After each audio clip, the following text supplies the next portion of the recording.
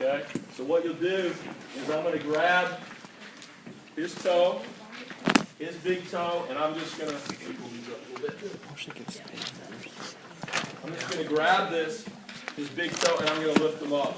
What does this do to his knee? Hyperextends it, and if there's a posterolateral instability, you're going to see an increased sag, and you may see a tibial tuberosity drop laterally. This is the big toe or the external rotation recurvatum test. This is a sign for posterolateral instability. I think that's in your text. 784. Okay, 784. Thank you. Any questions about that? That's more or less a maneuver. This is one, if you thought you saw a sag sign, thought you saw a Godfrey's, I'd probably look at that. Okay? What happens when you pull from the toes if they do have posterolateral? So I lift him. He doesn't have it because he's got good stability in his knees, but I'll pick him up, and what will happen is the knees will hyperextend, but the one that has a posterolateral instability is probably going to hyperextend more, and you'll see the tibial tuberosity rotate laterally, because what's happening is the posterior lateral tibia is dropping back, and it takes the tibia that way. Okay? Simple, just a maneuver. There's another one, I'm going to have you bend your knees up, and this has been described over the years, is Loomer's. Little help with the camera there.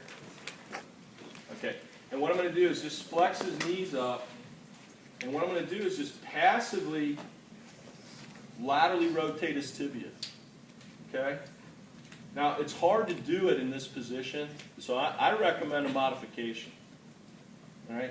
So the same thing. If he had a posterolateral instability of one knee, what would you expect to see?